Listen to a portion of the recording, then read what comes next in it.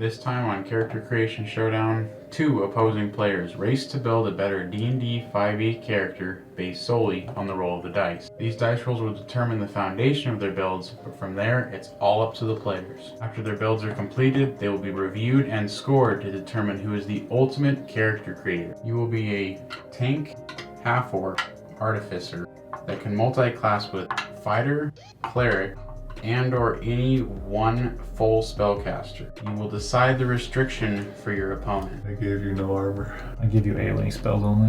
Based on this criteria, you have the next 30 minutes to build a level 8 character. Good luck.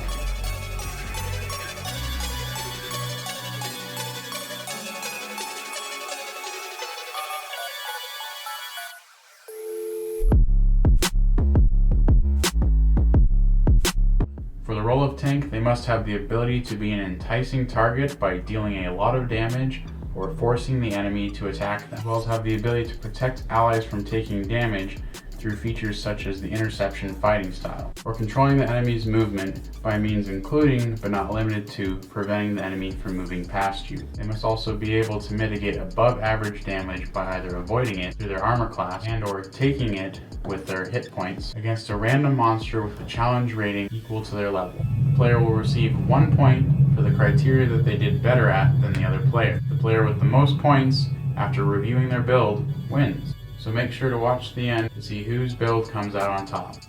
I'm a little lost right now. The only things I really guarantee I know I'm going to do because I have no armor is I'm going to be casting mage armor or find a class feature that gives me higher AC through, I think, sorcerer has something like that. And then also going to be casting the shield spell. I think the most challenging part of my build is going to be balancing, trying to get a taunt and then hitting the second criteria, which is area control. I'm not exactly sure I'm going to do that one yet.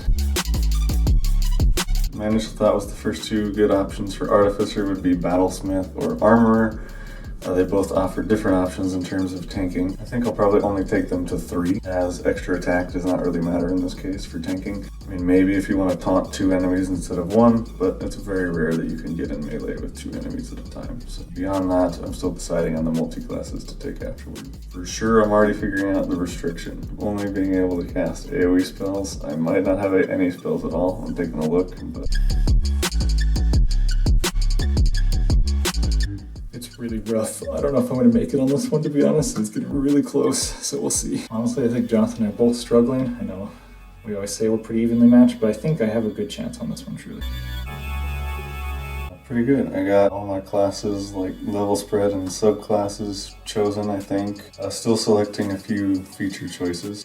In terms of the raw tankiness, I think pretty good, because I gave him the no armor restriction, but I do have a pretty good taunt, and I think I'm a decently enticing target. Now that our players have completed their builds, let's see what they've come up with. For my class, I decided to go with the level 4 Artificer and level 4 Bard. I went with the Battlesmith subclass for Artificer and College of Swords Bard. For my taunt, I'm getting Compelled Duel off of the Spell Rot tattoo in the Artificer Infusions.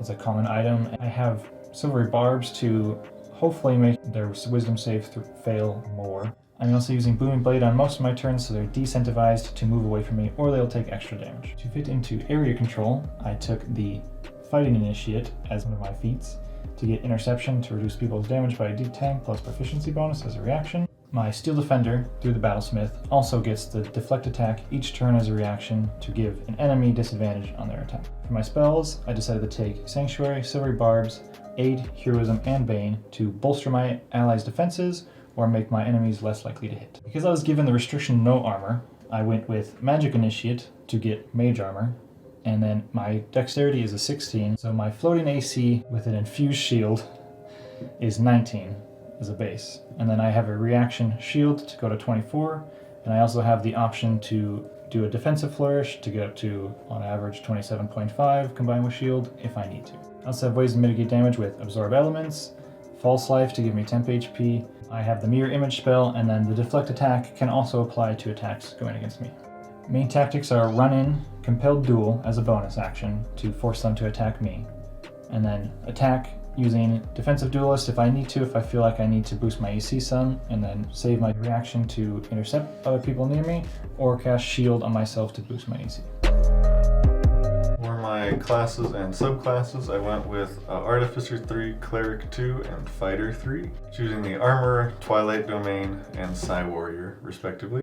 In terms of a taunt, I have the Armorer's Thunder Gauntlets, so if I hit them, they have disadvantage to attack anyone but me for that round. Then in a pinch, I can use Action Surge if I don't land that attack to attempt again a second time. In terms of control and damage mitigation, I have the Entangle spell from my Spell Rot Tattoo, which is one of my infusions. Then I have Thunder Wave from Armorer and Sleep from Twilight Cleric. Then I have the Interception Fighting Style. I have Twilight Sanctuary to grant temporary HP to the entire party. I have Protective Field from Psy Warrior to reduce damage, similar to the Interception Fighting Style. And I also have Proficiency in Athletics to be able to grab. And then in terms of survivability, I have a base AC of 20 with my enhanced defense being on the Splint Armor and a shield. My base HP is 70. And the other infusion I have is the Armor of Magical Strength. If I know I need strength checks or strength saving throws that day, I can swap out one of my infusions for that. And again, I have the Protective Field from Psy Warrior. This can also apply to myself. I have Twilight Sanctuary, again, also applies to myself, giving me temp HP. I have the Defensive Field feature from Armor. If I don't have any more Twilight Sanctuaries, I can give myself some temp HP as a bonus action. I have the Relentless Endurance feature from Half Orc, so I can stay up one time I reach 0 hit points. And I also have the Second Wind feature from Fighter to heal myself a D10 plus 3. After reviewing both their builds, the first point goes to Lucas for having 2 taunts in the form of Compelled Duel and Booming Blade, whereas Jonathan only has 1 taunt, being the Thunder Gauntlets from the Artificer's Guardian Armor model. Lucas's character can also deal more damage at 11 damage per round versus Jonathan's at 3.4 damage per round. The second point goes to Jonathan for having better features that protect allies. The final point is given to Lucas as his character can last 1 round longer against the decided monster, which for this episode is a young green dragon, than Jonathan's character can. This means that Lucas won the challenge for this episode. Thanks for watching. Comment down below on whose build you thought was better. If the video is live, you can click here to watch what our players build next.